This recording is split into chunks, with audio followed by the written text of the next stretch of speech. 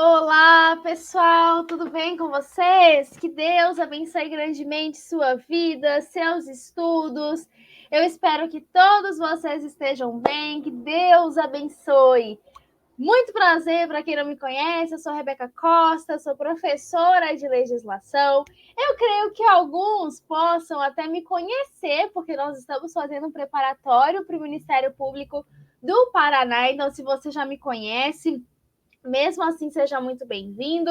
E hoje nós vamos começar um pouquinho a nossa preparação para o TJ do Paraná, que inclusive já tem banca definida, que é a IBFC, beleza? Está aí para sair o edital, mas enquanto o edital definitivamente não sai, nós vamos preparando as nossas aulas com base no edital anterior. Então, eu estou aqui olhando o meu, tá? Vamos aqui, Constituição do Estado do Paraná, todas essas, né, essas partes mais, assim, de um âmbito geral, nós vamos ir trabalhando. Combinado? Fechado? Belezinha?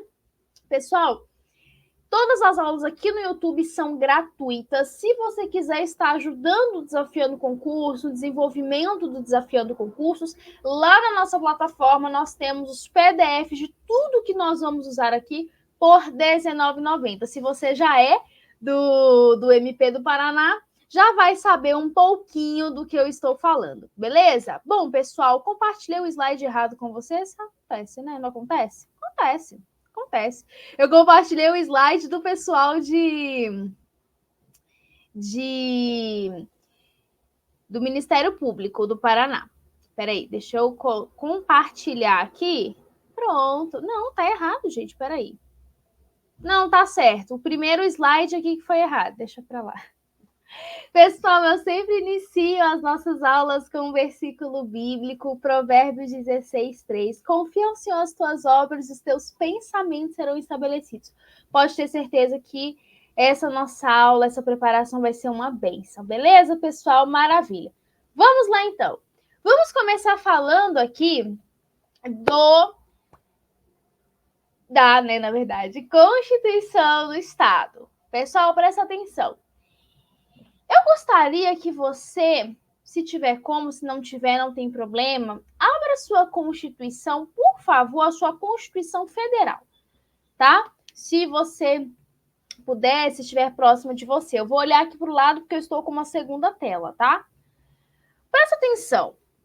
Eu vou compartilhar aqui o meu quadro mágico, né? Olha só, pessoal. Quando a gente fala, né, de Constituição do Estado, lei orgânica do município, etc., nós temos que ver como algo, como um conjunto, tá? Como um conjunto. Não vejam como coisas, como leis, assim, como, sabe, situações indistintas. Não sei se existe essa palavra, né? Enfim, distintas, etc. Beleza? Veja tudo como um conjunto. Por que eu te falo isso? Porque a nossa base é aqui. É a Constituição Federal de 88. A Constituição Federal de 88, ela é a nossa base. Ela é a nossa base. Minha letra ficou bem feia. Ela é o que vai nos dar um norte de todas as legislações. Legislação, decreto, portaria, tudo você vai encontrar na Constituição Federal. Só que, você concorda comigo que vamos pensar em todos os estados do nosso país, todos os municípios, diversos municípios, seria possível só a Constituição sozinha poder legislar para todos os estados e todos os municípios? Então, obviamente que não. Porque cada estado, cada município tem as suas peculiaridades. Eu costumo falar, por exemplo, quando eu vou lecionar lei orgânica municipal, eu costumo falar que, por exemplo, se você está, só a título de exemplo, pegar o estado de São Paulo, você está no litoral de São Paulo e você está na capital de São Paulo. Você concorda que as peculiaridades elas são imensas? Você tem lá no litoral as necessidades do litoral. Então, lá vive, um exemplo, da pesca, vive disso, daquilo, do turismo. Então você tem um cuidado lá que eventualmente você não tem tanto na capital. Então cada município, cada estado tem as suas peculiaridades. Por isso essa divisão. Então, com isso, nós temos aqui, então, obviamente, as constituições, e aí eu falo literalmente no plural, tá? Porque todos os estados têm. Eu falo aqui da Constituição do Estado. A Constituição do Estado. Né? Dos estados, todos os estados possuem. E ainda nós temos também o quê? A Lei Orgânica do Município, que a gente chama de LOM, tá? Lei Orgânica do Município. Beleza?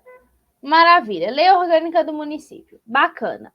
Então, nós temos aqui Constituição Federal como base, Constituição do Estado e Lei Orgânica do Município. Aí você pode falar, ai, Rebeca, esse início é muito óbvio. Sim, mas a gente tem que partir do óbvio. A gente não pode descartar o simples, o básico. A gente tem que ter o básico na mente. E aí, por que eu pedi para você, se puder, claro, abrir a sua Constituição Federal? Porque lá no artigo 1º da nossa Constituição Federal, vai nos trazer alguns pontos bem legais. Fala assim, a República Federativa do Brasil ela é formada pelo quê? Pela união indissolúvel. A união indissolúvel de quem? Aí é que tá. Olha só. Dos estados,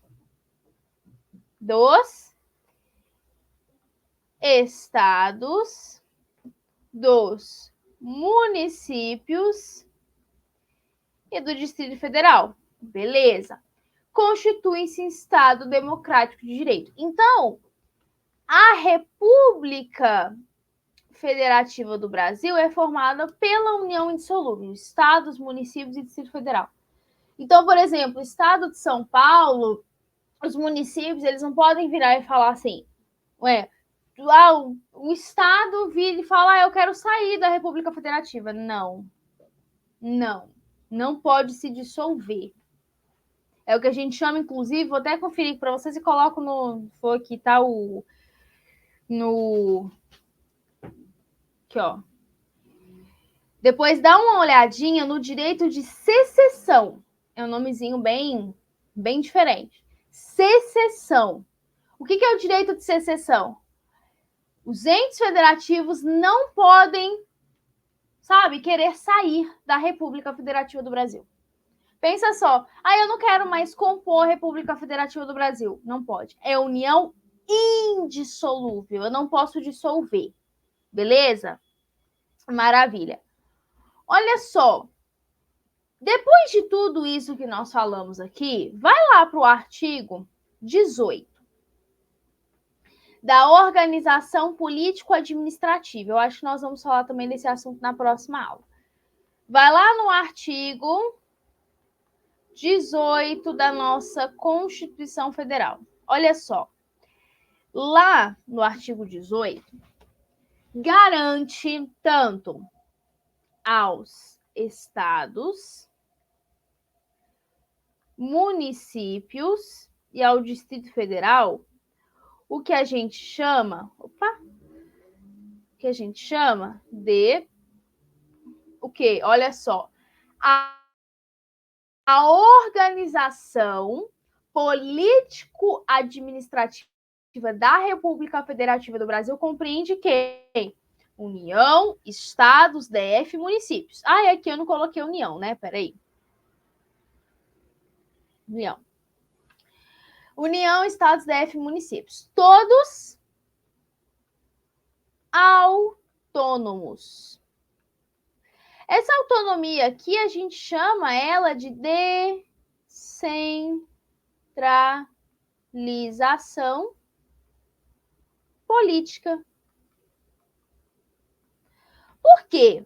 Como assim, Rebeca? Autônomos. Eu não sei se vocês já viram alguma aula minha aqui no Desafiando o Concurso sobre lei orgânica. Se não, dá uma olhadinha aí pelo canal, só para você ver. O que significa dizer que a União, os estados, o Distrito Federal e os municípios são autônomos? Significa eu falar que eles possuem um poder, tá? Uma garantia, como é que eu posso dizer? Um privilégio de poder, por exemplo, se auto-administrar, se auto-legislar. Por isso que o Estado, por isso que os municípios, por isso... Você vê os municípios e estados, DF, tendo a sua própria legislação. Por isso que a gente chama de descentralização política, porque pensa só. Exemplo. Uma das competências do município, eu falo do município porque eu dou, graças a Deus, hoje é uma das legislações que eu mais trabalho diariamente, que é a lei orgânica. Lá no artigo 30 da Constituição, você tem as competências do município, beleza? Maravilha. Aí você tem a competência do Estado e União. Quando você olha as competências do município, fala lá assim, que o município pode instituir e arrecadar os seus próprios tributos. Pensa só, se o município tivesse que toda vez ficar perguntando para a União se ele pode instituir ou arrecadar aquele tributo. Claro, não significa dizer que o fato de eu falar que o Estado é autônomo, o município é autônomo, o DF, a União, enfim, não adianta, não supõe-se que eu fale que eles são autônomos, que eles não precisam observar a Constituição Federal. Errado. O município vai observar a Constituição do Estado e a Constituição Federal. E o Estado vai o quê? Observar a Constituição Federal. Ponto. Se eu tenho uma norma, se eu tenho uma lei estadual, então eu tenho lá algo na Constituição do Estado que, enfim, lá no exemplo, Paraná, eu tenho algo na Constituição que viola a Constituição Federal. O que vai acontecer? Vai acontecer que, então, obviamente, vai ser inconstitucional. Concorda comigo? Sim ou não? Vai ser inconstitucional. Por que vai ser inconstitucional? Porque fere a Constituição Federal. Ah, Rebeca, eu vi algo lá na Constituição do Estado do Paraná que fala que é algo contra a Constituição Federal. É inconstitucional. Por quê? Porque feriu a Constituição Federal. É só um exemplo, tá, gente? Beleza? Maravilha. Então, a Constituição garante Estado, município, esse poder. Eles são autônomos. Por que você acha que nos estados, municípios, etc., você tem lá as eleições, você tem as eleições municipais, aí você tem lá a Câmara Municipal, que é representado, né, que é o legislativo. Ah, beleza. Ah, no nível... Então, todos os entes federativos possuem esse atributo de autonomia. Então, eles podem se administrar, podem se legislar, enfim. Beleza? Maravilha. Bom, deixa eu ver aqui. Na Constituição, se tem alguma coisa a mais para a gente falar ou se a gente já vai para a Constituição do Estado. A gente já vai para a Constituição do Estado. Olha lá, ó. No capítulo 3, lá no artigo 25 da Constituição, fala dos estados. Olha só o artigo 25. Os estados organizam-se e regem-se pelas constituições e leis que adotarem, observados os princípios desta Constituição. Tá vendo? Não é porque o Estado pode se autolegislar que ele vai falar assim, eu não quero observar a Constituição, eu tenho autonomia. Sim, mas a autonomia não garante que a Constituição Federal seja o quê? Violada ou ferida. Beleza? Maravilha. Bom, nós vamos começar então falando um pouquinho das disposições preliminares de toda essa organização do Estado. Olha só. O Estado do Paraná, então, ele é integrado de forma indissolúvel à República Federativa do Brasil.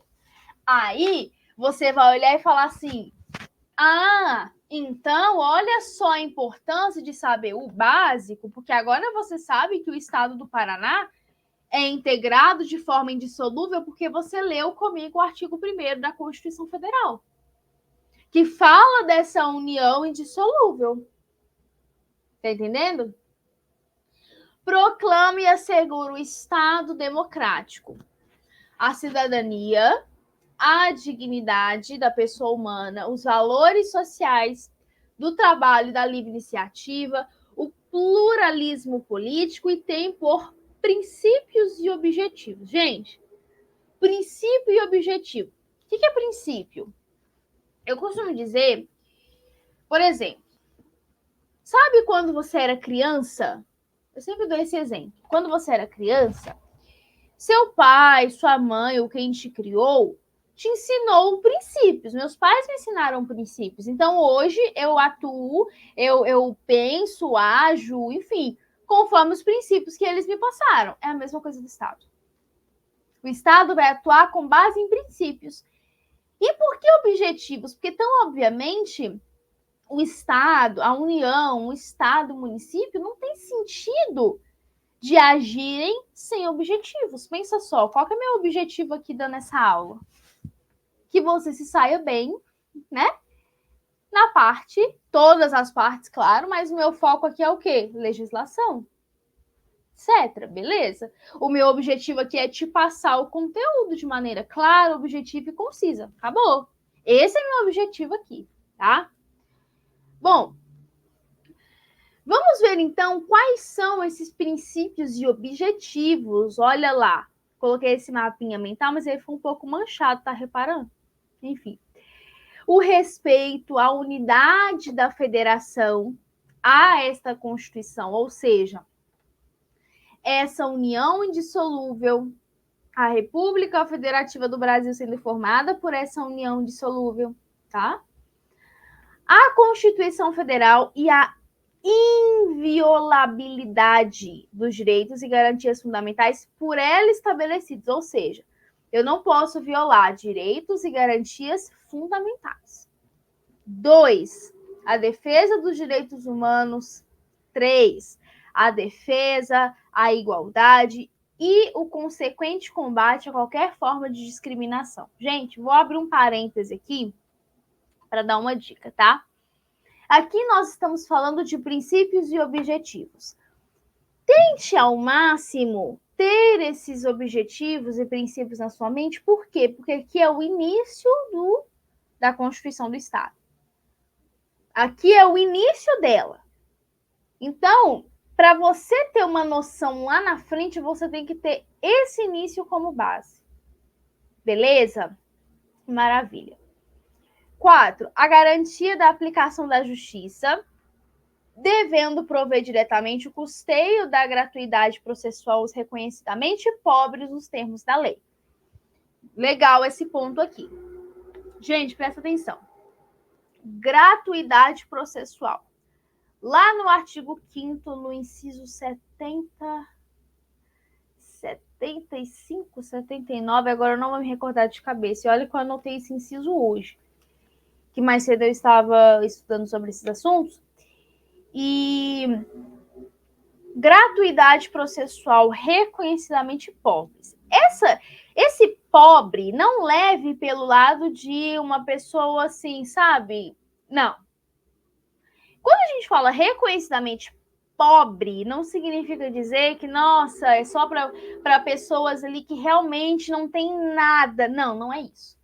Quando a gente fala reconhecidamente pobres, quando você fala de um processo, não é barato. Você tem lá as custas, etc. E quando eu estou falando aqui de processo, não estou falando do advogado. Porque mesmo que a pessoa esteja sendo assistida pela justiça gratuita, se ela tem um advogado, ela vai pagar o advogado normalmente. Essa gratuidade processual, ela está relacionada ao processo, beleza? Às custas processuais. E aí, o que acontece? Vamos supor, você tem lá, um exemplo, você é um advogado. Você é um advogado.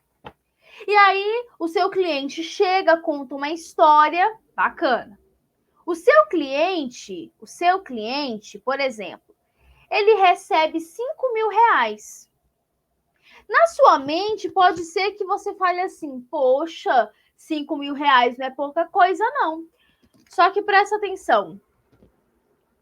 Um exemplo, né? O seu cliente paga escola para os filhos, o seu cliente, ele está pagando um tratamento médico para a esposa, o seu cliente, ele está atualmente ele sozinho arcando com as despesas da casa porque a esposa está doente, o seu cliente paga aluguel. Então você está vendo? Quando a gente fala gratuidade processual, é a partir do momento que se entende que se o meu cliente, eu como advogada, se o meu cliente me procura, conta a história dele, e ali as custas processuais vão afetar diretamente no sustento, no provento da família, aí a gente pode pedir gratuidade processual, gratuidade de justiça. Ok? Por isso, reconhecidamente pobres nos termos da lei. Não é pobre de nossa, a pessoa não tem nada, não é, não são. Claro, existem casos assim, óbvio. Então, obviamente, dependendo da situação, a pessoa vai procurar uma defensoria pública. Mas, nesses casos aqui, é isso que eu tô falando para vocês. Beleza? Maravilha. 5. A busca permanente do desenvolvimento e da justiça social. 6. A prestação eficiente dos serviços públicos garantida a modicidade das tarifas. 7. O respeito incondicional à moralidade e à probidade administrativa, que a gente lembra até da lei de improbidade, né? Lembrando que ela teve em 2021 uma alteração. 8. A colaboração e a cooperação com os demais entes que integram a federação. E aí eu me lembro muito da competência comum, tá? Então pode ali o Estado, juntamente com outros entes federativos, se unirem ali em uma cooperação, tá? Para decidir, por exemplo, combaterem algo que seja comum, etc. Educação, por exemplo, saúde. E 9, a defesa do meio ambiente e da qualidade de vida. Olha só.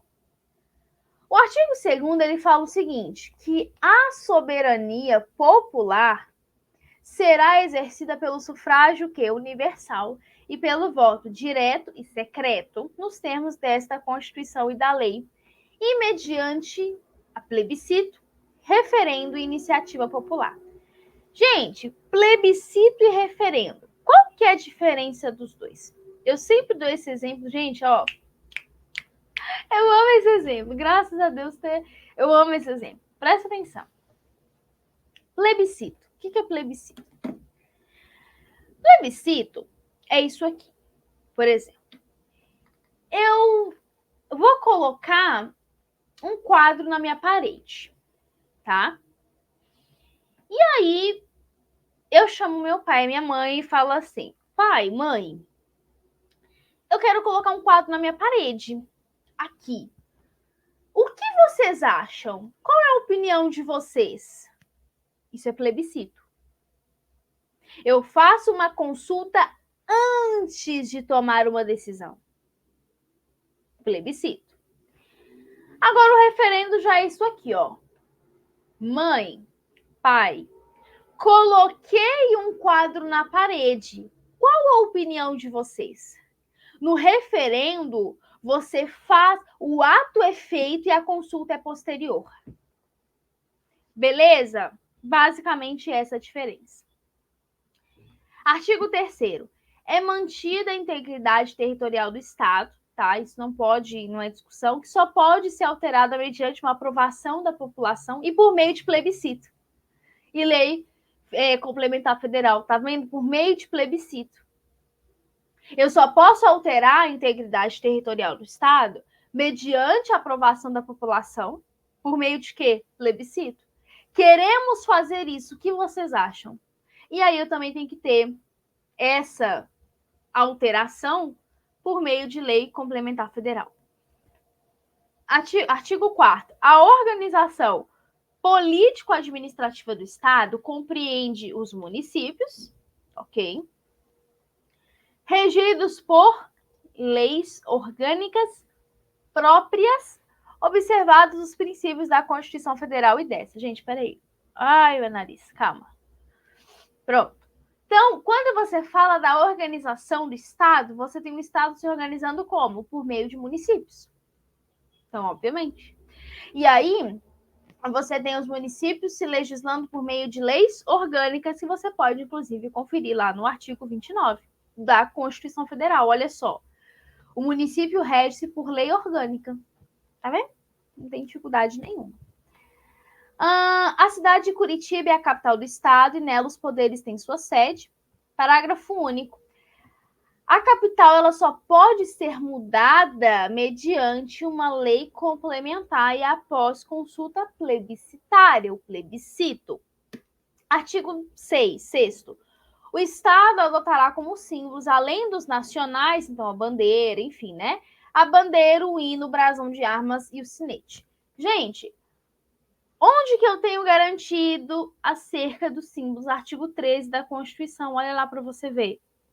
Artigo 13. Artigo 13. Cadê o artigo 13, gente? Ó, parágrafo 1º. São símbolos da República Federativa do Brasil a bandeira, o hino, as armas e o selo nacional. Selo nacionais. Bacana.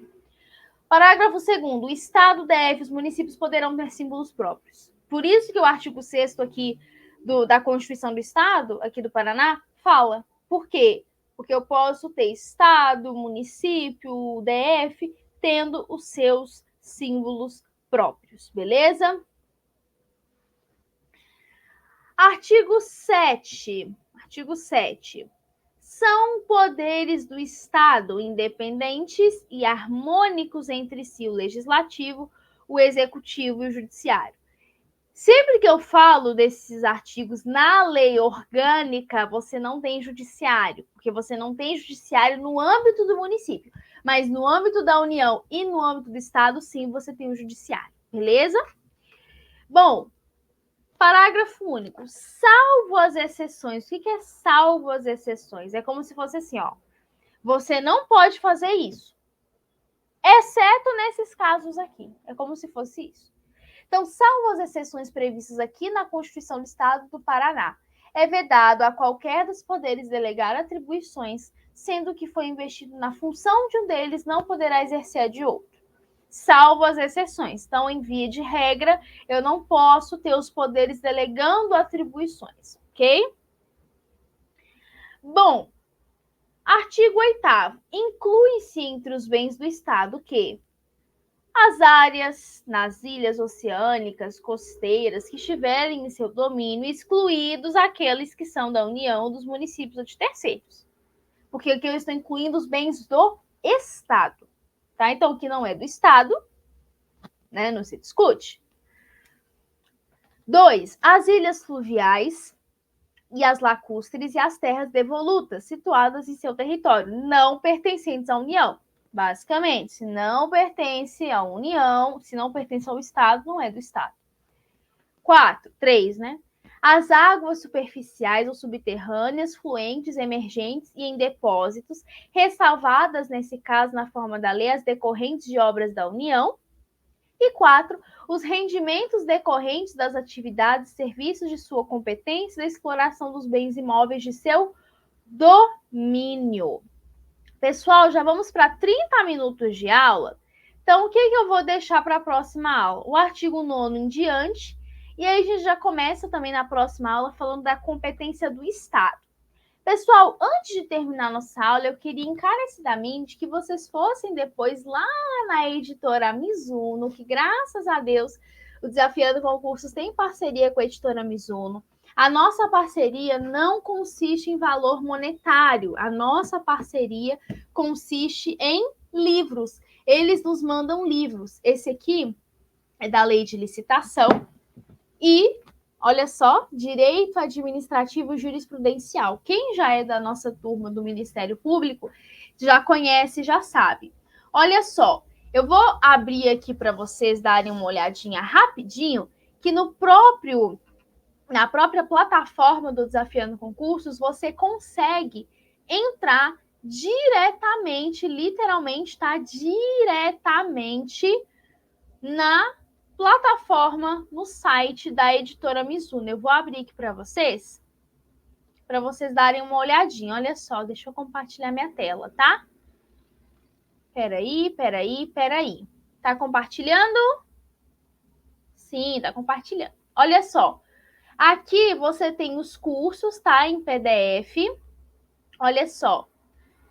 Aqui foi o do TJ, aqui foi de Santos, no estado de São Paulo. Olha aqui, o do Ministério Público, curso em legislação, aqui o simulado que nós temos lá, e agora o do TJ do Paraná. Mas olha só, quando você entra aqui na plataforma, aqui no banner aqui em cima, você consegue, olha aqui, desafiando concursos, editora Mizuno, juntos em prol da sua aprovação. Assim que você clica, você já é automaticamente direcionado para dentro da plataforma deles. E olha só, gente, eles possuem livros, olha aqui, de saldão, livros de R$ 10.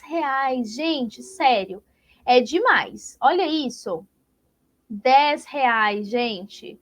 Olha, Lei Henri Borel, Reflexos Eleitorais da Nova Lei de Improbidade. Esse livro aqui, inclusive, ele é novo, tá, gente?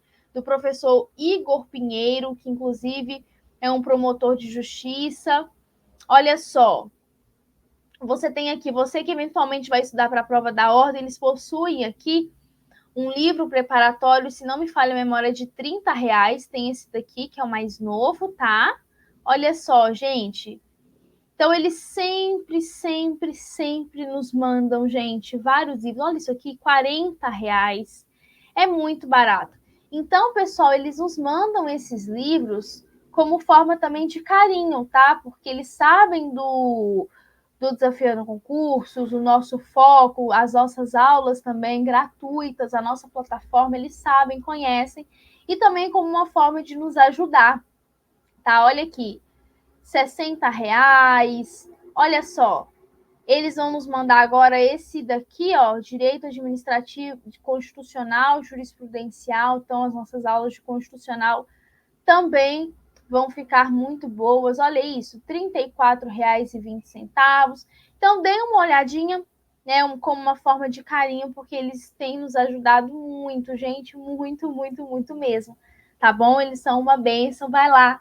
Siga nas redes sociais, Instagram, marca lá o Desafiando Concursos, marca eles também, tá bom, pessoal? Que Deus abençoe grandemente sua vida e seus estudos. Até a nossa próxima aula aqui no YouTube, tá bom? Fica com Deus. Tchau, tchau.